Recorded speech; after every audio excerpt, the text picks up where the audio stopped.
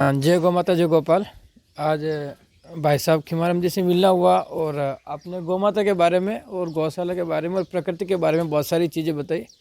आप कई वर्षों से गौ माता की सेवा कर रहे हैं और बहुत ही अच्छे प्रकृति प्रेमी हैं और आपने काफ़ी सारी चीज़ें प्रैक्टिकल की और काफ़ी आपका नॉलेज बहुत अच्छा है।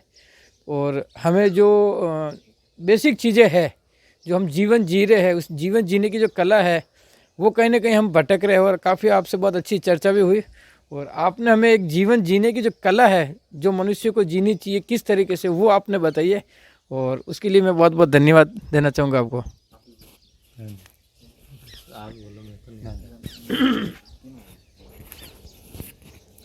पहले तो बहुत मैं खुश हुआ हूँ यहाँ गौशाला देख करके। मैंने सुना था मोहन गौशाला का नाम, लेकिन कभी आया नहीं था। और जब रात को आया और यहाँ का जो सुकून देखा, यहाँ की व्यवस्था देखी, बहुत अच्छी लगी मुझे। और ख़ास करके खीमाराम जी तो हमारे वरिष्ठ आदरणीय है ही, और इनसे मिलना पहले भी होता था और काफ़ी समय के बाद में फिर मिलना हुआ। और इनके शब्द जो सुनने हैं वो बहुत अंतर्मन को छू गए हैं।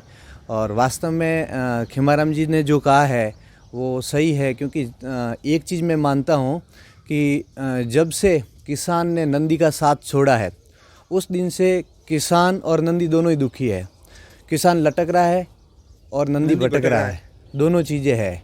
तो मैं मानता हूँ कि किसान और नंदी को एक हो जाना चाहिए और एक होने के बाद में वापस उसी स्थिति में आना चाहिए जो वास्तव में भारत जब संपन्न था, सर्वशक्तिमान था और विश्वगुरु था, उसी स्थिति को वापस अगर लाना हो तो एक ही काम हो सकता है कि किसान को नंदी से जोड़ दो और किसान को बताओ कि नंदी के बगैर आप जी नहीं पाओगे, आनंद नहीं मिलेगा। हाँ, आपको वो आनंद नहीं मिलेगा, आपको वो व्यवस्था नहीं मिलेगी जो व्यवस्था वास्तव में पहले हुआ करती थी।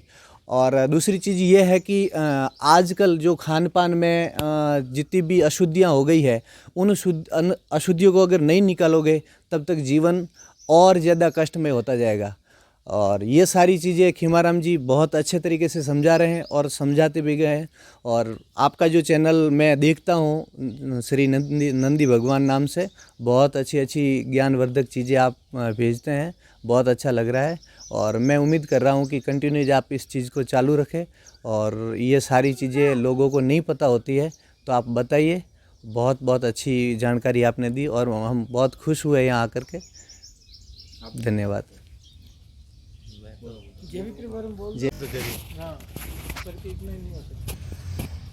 जय गौ माता जय गोपाल।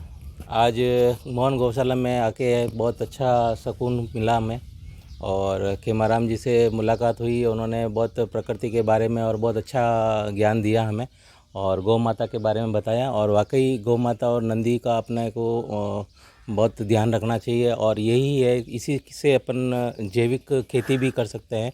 और जैविक खेती को आज बहुत ज़रूरत है। और अपने भारतीय संस्कृति के लिए लोग केमिकल की खेती कर करके और सारा जो है अपना एक तरह से देखा जाए धरती को बंजर कर रहे हैं, ठीक है ना। तो अपन को जैविक विकास के लिए अपन को गौ माता के थ्रू मतलब काम करना चाहिए, जैविक खेती करनी चाहिए। और यही मैं आपको कहूँगा। और बाकी आपका यहाँ आके मुझे बहुत अच्छा लगा। और जय गौ माता जय गोपाल। धन्यवाद।